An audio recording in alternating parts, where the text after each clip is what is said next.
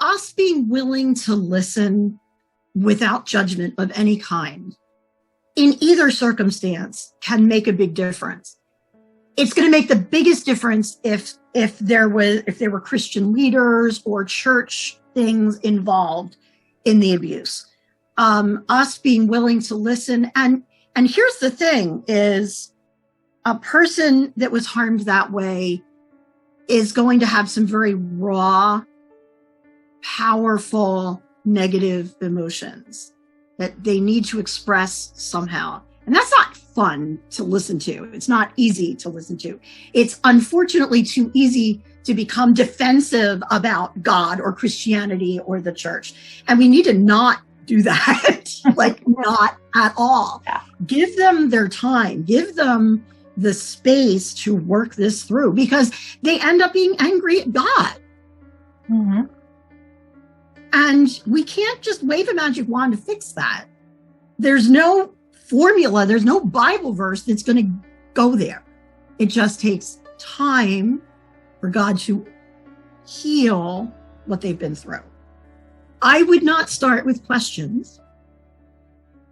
The most important thing that we can do with someone who has experienced this is be a listening, safe ear.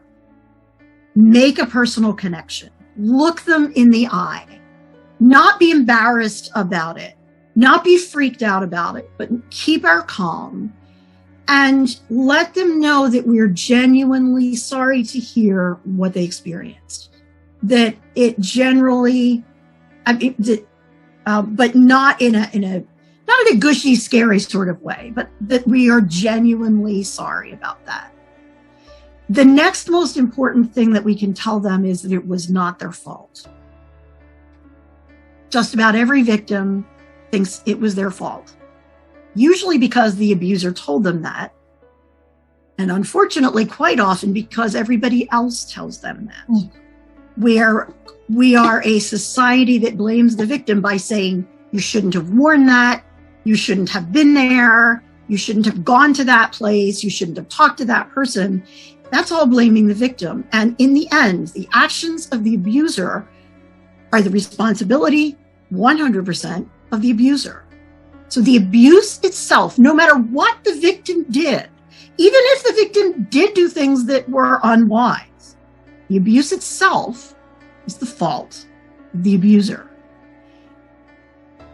And so by us saying to the victim, it wasn't your fault, and saying it a lot, and really meaning it, can begin to change their own internal dialogue, can begin to minister the love and the healing of Jesus Christ to them in a way that perhaps nobody has ever done before.